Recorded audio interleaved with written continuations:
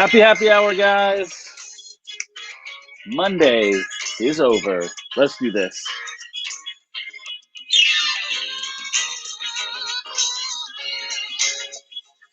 Oh man, I am so ready for happy hour today. I hope you are too. It's gonna be a fun one.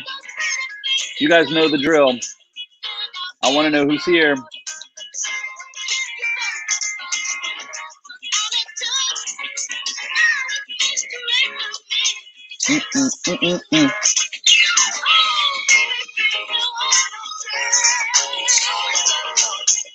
Guys, I have exciting news about what we're going to be covering in Wine Nerd section this week. Tallied up the votes from Friday, and we have a new country to start covering this week. But before we get kicked off, I want to know who's here, what you're drinking. Drop into the comments.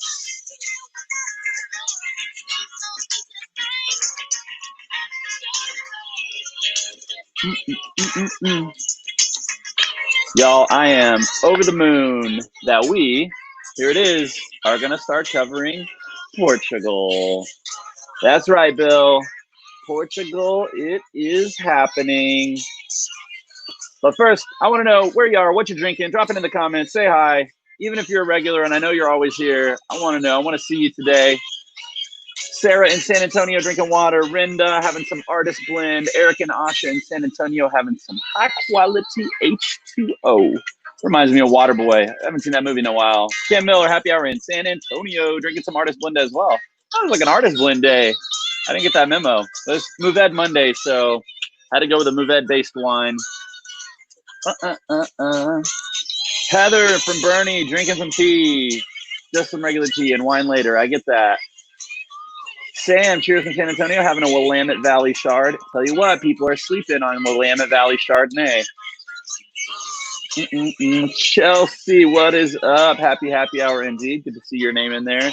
Guys, cheers. Monday's over. We made it.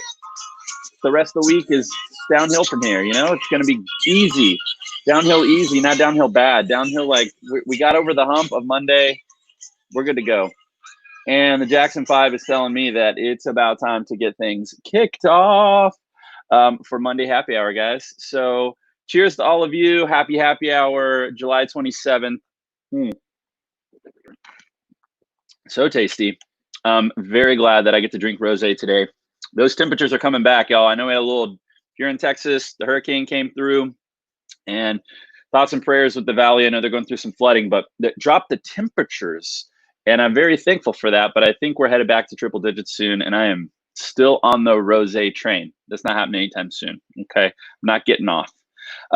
Okay, guys, let's talk about the William Chris wine of the day before we get to Portugal, because of course we're going to have all kinds of fun things to talk about. So first up, I want to tell you about, because it's Mourvedre Monday, you guys know I'm trying to drink Mourvedre-based wines on Monday. So Mourvedre-Carignan Rosé from the Texas High Plains and from the 2019 vintage. Hopefully you can see that beautiful color.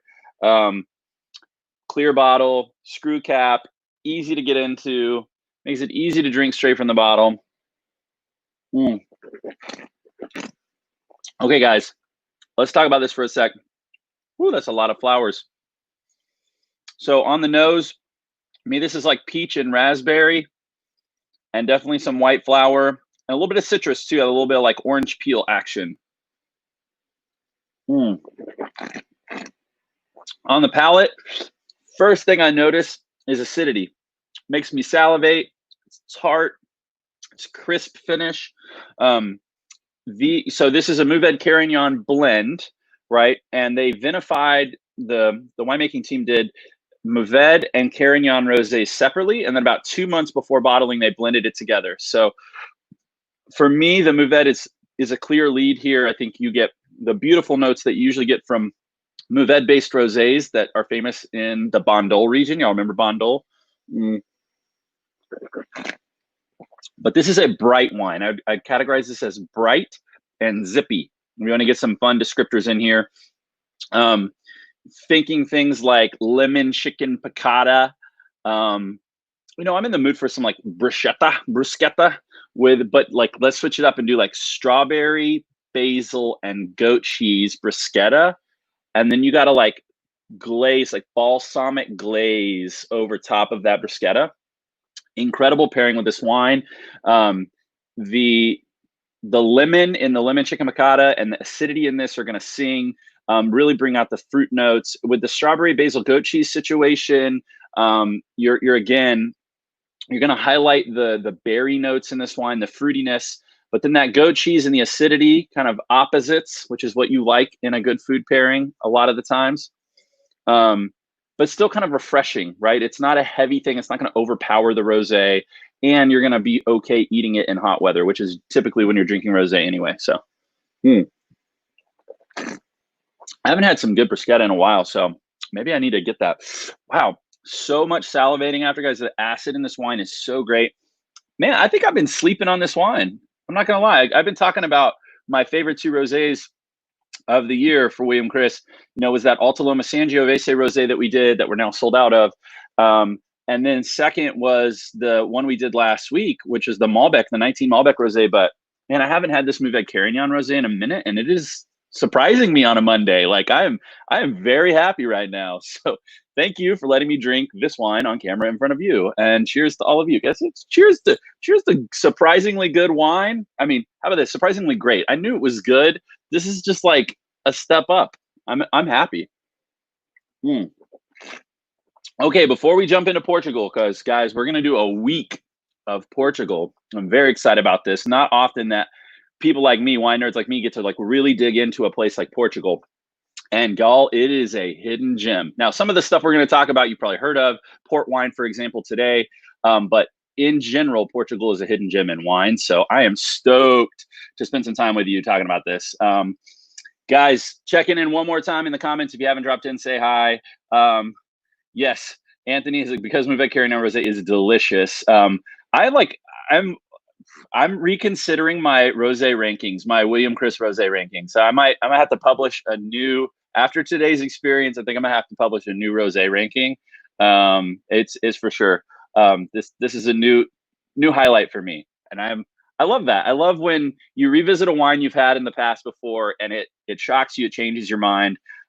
So yes, Anthony, good to see your name in the comments, and I couldn't agree more with this.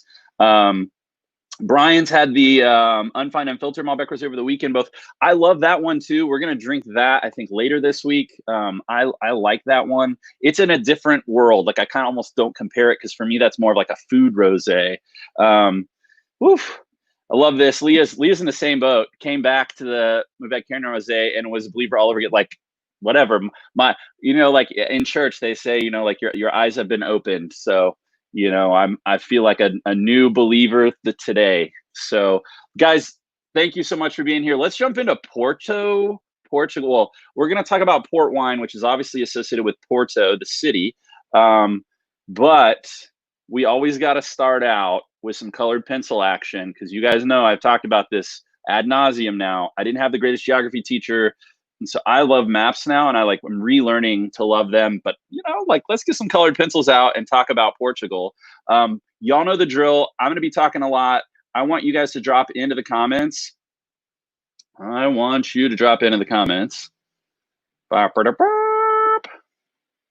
tell me what you want to know about port, okay? Now, if there are things that come out about Portugal that aren't port related, I might, I'll parking lot those and get to those at some point this week, because we're going to talk about other areas of Portugal this week. But today is devoted to that amazing dessert wine, port, that I think Americans just don't appreciate enough. But before we do this, let's get some colored pencil action in here. All right. Now, this is a very zoomed out map. I wanted to start zoomed out as a reminder for those of you who don't remember, and it's a Monday, so I'll give you a pass. Portugal is on the Atlantic coast. It is nestled into Spain. That's what you're seeing here in gray. It is nestled into Spain at the end of the Iberian Peninsula. Okay, so this is essentially like down here at the bottom, that's headed towards Africa in the south. And then if you you're drawing straight lines to the left, to the west, that's the Atlantic Ocean. Okay, so the ocean very much an influence here.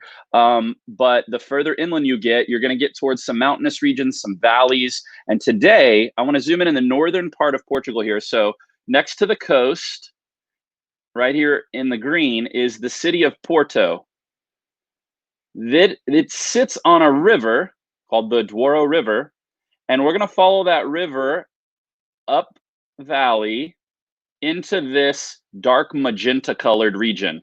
Okay, this is called the Douro Valley, and port wine is grown and part of it is produced. So part of the process of the wine being created is started in the Douro Valley. So they grow it here and they begin the production process here.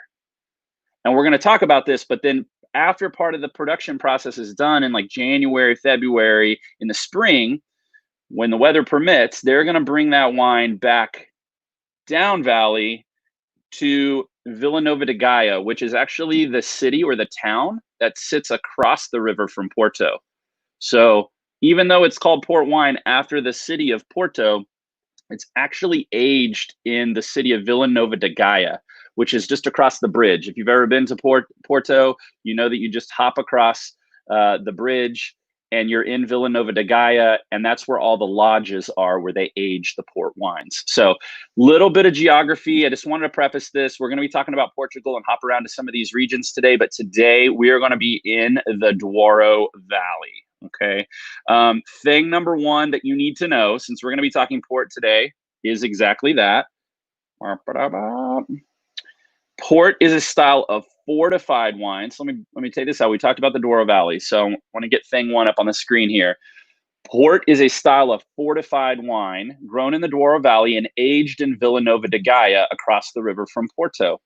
So a couple things that I need to tell you here before we jump in. The word fortified means they add a spirit, a high alcohol spirit, to the wine so that the ABV goes up. Okay, so they've added a neutral spirit to the wine and the ABV is going to go up. Now, we're going to talk about the production process here in a sec, but they're doing that to halt fermentation and leave sugar left over. It's grown in the Douro Valley and then aged in Vila Nova de Gaia. So let's talk about the Douro Valley for a second. This is a steep, rocky, let me actually show you a picture of this. Steep, rocky, terraced vineyard area. Make sure I get the right one up here. Yep, I'm gonna zoom over here. Y'all see this? Okay, here we go. So this is what it looks like in this region. So if you've never been there, so I have been fortunate enough to go to Porto and Vila Nova de Gaia, but I have not been fortunate enough to go up valley and go see where the grapes are grown. So this is on my very short list to go make happen in Portugal, but famous region. Goes back to really the 17th century is when things kicked off. The Brits were really in, not a good place with the French. If you know your history, the British and the French, like going all the way back, they don't love each other. And so they were heavily taxing wine coming out of France and like, well, forget you. We're going to go find other places to get wine from. And they were like, oh, Portugal's friendly. Let's go check that out. So the Brits went to Portugal, and since the 17th century, England and Portugal and the port wine trade have had very close ties, so much so that it's actually British families who own most of the port wine companies. And England still to this day remains the #1 consumer of port wine. All right. This is this area where the grapes are grown, these terrace vineyards, you can see very arid, very like difficult to grow things. So what it does is it forces the vines to shoot their root system really far down, past that like dusty topsoil, and you get this really amazing quality of grape growing here that makes it perfect for port wine. Now, they have started to make still wines in this region. We're not going to talk about those today, but they're realizing that the main grapes that are used here can make great still wines as well, that are like normal table wines that are not fortified. Cool. This is about 100 miles upstream from Porto, okay, away from the rainy coast. So because it's in this valley, it's a much more dry, arid area. You're actually seeing some Texas producers and Texas growers growing some Portuguese varieties that are usually doing really well in the Douro Valley because they can stand up to the intense heat and dry weather that we have here in Texas. Cool. All right. Before we move on, I want to show you one more picture of the boat. So because it was 100 miles upstream, they had to get these flat bottom boats in the spring. So as a reminder here, this is a super cool picture. They would get the grapes in, and this is actually what we're going to talk about next. They'll get the grapes in, they would start to produce them, let them ferment, they would fortify, and they put them in these big barrels like you see here. And then in the spring, so that would be like through winter, they'd stay in the barrels in the valley. In the spring, they would load these barrels onto the boats and take them downstream on these flat bottom wooden boats. And there were tons of disasters, tons of lost wine. There are lots of rapids on this river. And so they had the boats were flat bottom for a reason. It was supposed to help them get through the rapids more easily and more safely. And today, luckily, they've got roads and tankers and 18 wheelers and all that kind of stuff that can get the barrels. So they don't really do this anymore. Some people they put like one barrel on a boat just for, show's sake. And you can take boat tours up the river and down the river. So if you're ever in that area, I do recommend them. They've been highly recommended to me. It is on my, again, very short list to do myself. So really cool. So this is where they transport the wine from the valley to Vila Nova de Gaia to the lodges for aging. All right. So that's thing one. Grapes grown in the Douro. Then they're aged in Vila Nova de Gaia. I'm going to take the picture down. You've seen the really cool old-timey boat situation. Luckily, again, they don't have to do that anymore. Let me check in with some questions. I know you guys are dropping in, and I love that.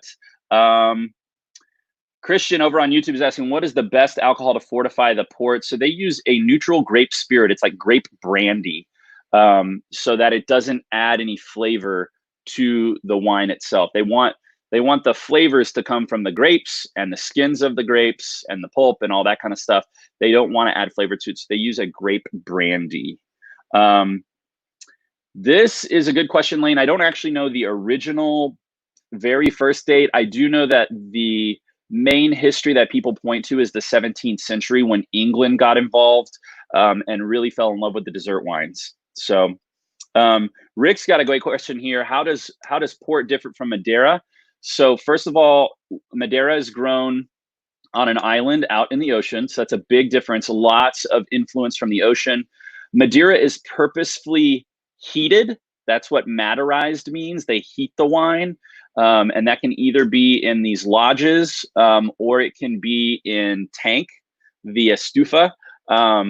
And those stoves essentially will bake the wine. So big difference here. They're both fortified.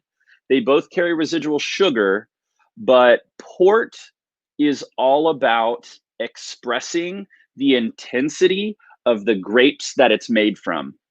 Madeira is all about expressing what happens to wine when you bake it. So really more like fruit forward notes on port. And with Madeira, it's really about the nuttiness and I'm just going to stick with nuttiness. I really feel like it brings out a baked and nutty characteristic in the wine from Madeira. So both fortified, both carry residual sugar, but very different focuses in the style, the end product of what's in your glass. I tend to and always, like, port is always, well, not always, almost always going to have much higher levels of sugar, residual sugar in them, and not near as much acidity. Madeira is more acidic. Port's usually more sweet. Cool. Y'all, bring in the questions on a Monday. I like it. Let's hop into thing two. I see some other great questions. I'll try and come back to those. I want to make sure that we get through everything. So thing two, after harvest, which you saw were on those terraces, guys, they don't get machines on those terraces. So a lot of labor intensive harvest. Folks are picking those by hand. Gosh, this rosé is good, y'all.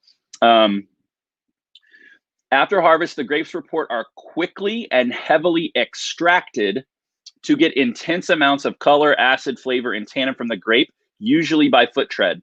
So we all know, we've all heard, we've all seen old school, like, people stomping grapes to extract things from the grapes, the juice, to squeeze the juice out and to get all the goodness out of the skins and the pulp. Well, this is probably the only region where it is still widely practiced. Now, do you have like individual producers around the world who are doing foot tread? Sure. But in Porto, this is like the standard. You guys hopefully can see this picture very well. The grapes are all brought in and they're put in these, as you can tell, kind of like knee-high, waist-high cement bins or cement tanks called lagares. And these lagares, people will jump in them arm in arm and foot stomp them. And they do it very melodically. There's a guy who basically is giving like a military drill sergeant beat to them, like left, right, left, right. And they do this for hours on end, and they're trying to extract as much goodness as they can to get them out. So really what the producer's trying to do here is make a wine that's deeply colored and as sweet as possible. So they've got to get all this out quickly, because not too long after this, they're going to add the grape spirit really early in the fermentation process to basically shock the yeast and kill them off. And that leaves all the leftover sugar that was unfermented. So there's tons and tons of sugar. So they've got to quickly extract as much as they can in terms of color and flavor and acid and all that good stuff that we want in wine. That's also going to make these wines ageable, but they've got to do it quickly because they need to add the grape spirit pretty early on. These fermentations are very quick. I would say as long as the most, I would say, is 2 days. These are usually like less than 24 hours. They're letting them do this. So this is like a pick, get it in the lagares, get your people, have a dance party. They're drinking, they do like play music and they stomp. They'll come do a lot of punch downs to get the cap going, make sure that the skins are consistently interacting with the juice. So this is an important piece of port production, is this foot tread, and it is widely practiced there still. Now, it's the 21st century. They've come up with robots. We'll call them machines, but they're essentially robots that have mechanical feet that mimic the pressure from humans. So there are now mechanized foot treading machines that mimic what the humans would do with the perfect amount of pressure. This is actually something they figured out, that like a human's body weight is the right amount of pressure to squeeze exactly what they want out of the skins and pulp without crushing the seeds, which is a big piece. If you crush the seeds, it adds this intensely bitter oil that you don't want in the wine. So humans are like the perfect weight to get the right amount of pressure without crushing the seeds. So they have to calibrate those machines, these robotic foot treading machines, so that it mimics humans. At its peak, port reaches an ABV of about 20% with that fortification of the grape spirit, okay? That makes these wines high in sugar, high in alcohol, and usually great for dessert is usually what we want to do. So, all right, I'm going to pull this down. Let's check in the comments. I know there's some other good questions in here. Before we do thing number 3. Let's see here. Rinda's asking, how long will port last before you need to drink it?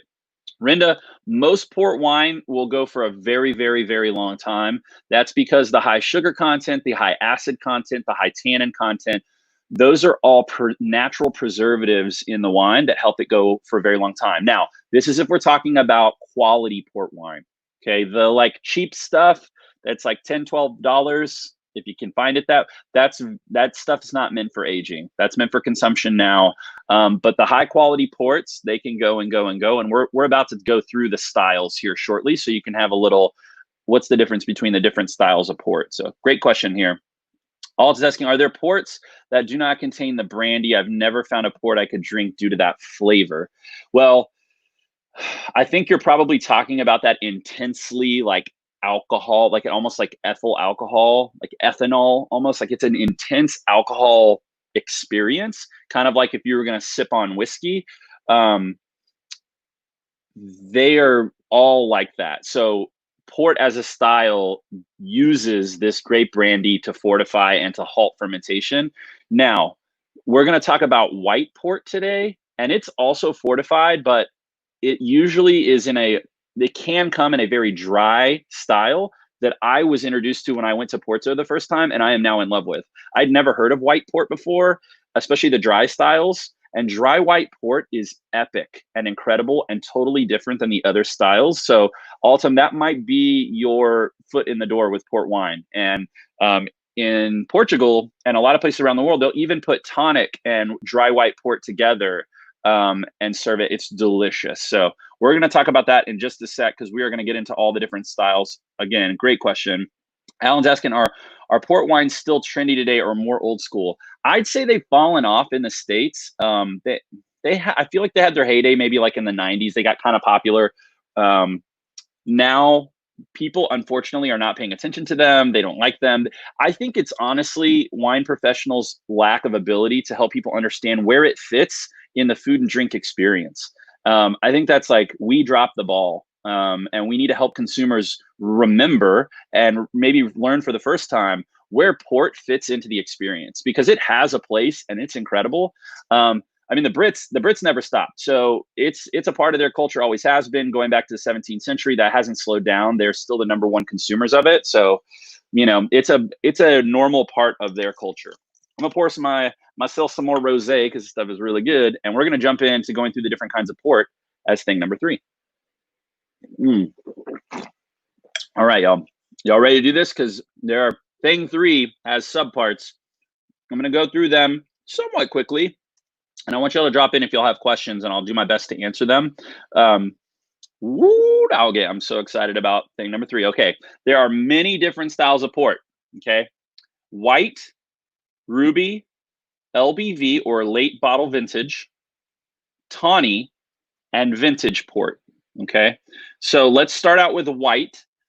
White port can be made in a very dry style. So while we're talking about this is a fortified wine that halts fermentation and keeps a lot of residual sugar in the wine, white port a lot of times is made in a dry style. So it'll have a touch of residual sugar, but you won't be able to tell because the acidity is so high. So they take white Portuguese grapes, giving it a lighter body and a much drier flavor profile. Now, again, it's still fortified, so it's going to be higher in ABV.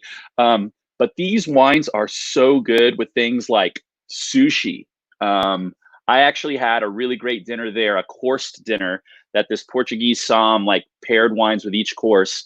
And he served white port with a shellfish dish up front that was just spectacular. So white port, shellfish, you can do sushi. This is actually also perfect for your salty dried meats like charcuterie, Gruyere, and olives, which everybody's, Spain, Portugal love to do olives.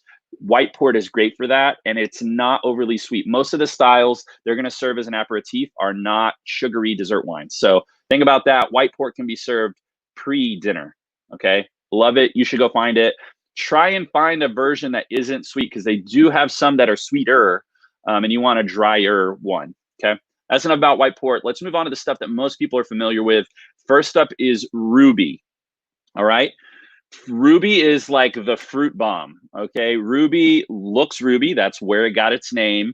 They usually have over 100 grams of residual sugar. They're barrel aged for less than 3 years.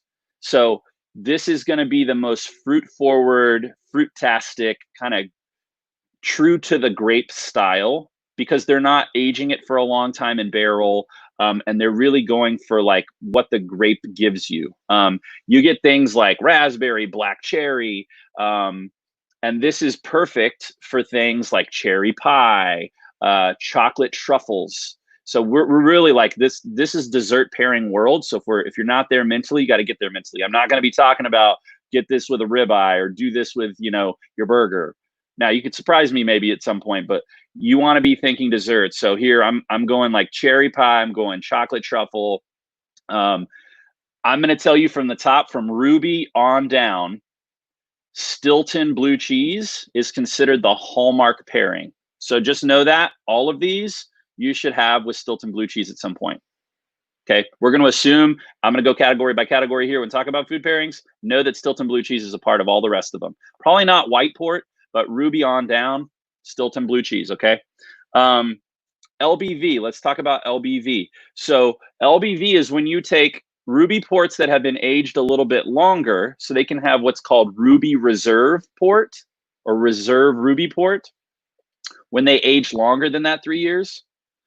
But LBV, okay, is from a single harvest. So it's got to be just from 1 year. These are usually really great years. So they're going to take the reserve ruby port. So they take the ruby port, they age it for longer in barrel, and only grapes from a single harvest. And they can do what's called late bottle vintage port, or LBV for short, okay? They are sweet and boozy, lighter tannin, and you get that like cherry, plum, blackberry, but because it's longer aged in barrel and longer aged just in general, you usually get this like pepper and clove note. So that barrel impact is going to start to show up in the LBV. The local quintessential pairing is this local tangy cheese called Queijo da Serra. And it's a sheep's milk cheese that's like kind of stinky, has like a sea salt note, but it is the like quintessential regional what grows together goes together. So the local farmers make this cheese from their sheep, and it goes great with LBV port. Also, when you get like savory notes from aged cheeses like Parmesan, any cheese that's really savory, which most cheeses are, let's be honest, are gonna go so great with LBV. Also, like this is where you want to get your chocolate fiends in. Heavy, dark, rich chocolate. You could even go like chocolate bread pudding if you wanted to go there. So I think LBV honestly is a good like sweet spot. It's a little more expensive if you can find it, but quality wise, they're going to spend a little more time aging it. It's from a single harvest, so that harvest actually has to be a really good year in order for them to bottle an LBV. So the quality is going to be a notch above what's normal, and it's a more complex port. Okay, it's not just the fruit bomb that Ruby brings. Okay, now no, I'm not hating on Ruby. It's good in its own right, but like LBV is special. Okay. Tawny is the next category, and this has to be aged in barrels for at least 6 years, which gives them a more nutty and like toffee note. Okay, you're still gonna get the fruit, so don't get me wrong, but Tawny takes on a tawny color that's kind of like tan or brown. Okay, that's why it's called that. And longer time in barrel is gonna help those young, bright, really intense ruby type of ports. They're gonna really mellow out. They can do tawny with years associated. You can do like a tawny 10-year, tawny 20-year, tawny 30-year. So those are all going to tell you those stayed in barrel for a lot longer and going to mellow out even more and take on even more of those like oxidized, nutty toffee notes, in addition to some of the fruit notes that you normally get.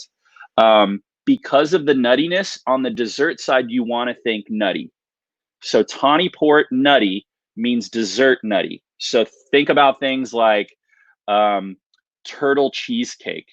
Y'all know what I'm talking about? Turtle cheesecake. You could do pecan pie, not pecan pie. Okay, pecan pie, like we all love here in Texas, would be great with an aged tawny. I'd probably shoot for like a 10-year. Once you hit that 10-year tawny, you're just a little step above, and it's not getting too ridiculously expensive at that point. And remember, when you buy a bottle of port, you're only going to do like a 2.5 to 3 ounce pour because the ABV is so high. So like normal 5, 6, 6.5, 7 ounce of like this kind of wine, port, you're doing like half of that, 2.5 to 3 ounce, because the ABV is so high. And so it's going to last you a long time. Okay, so also know that you can share it with a lot of people. It's going to last. All right. And then we have vintage port. Okay, vintage port is the most special. It's made from the highest quality vines, from the highest quality vineyards, and it's only made during the best harvests. It's bottled after only a short time in oak. Okay, so they want to focus on the grape character being preserved. Very little time in oak. They get it in the bottle and they age the bottle. Okay, bottle age for best results is the deal with vintage port. Now, this means when you're ready to open a vintage port, they are unfiltered ports. And so you need to decant them.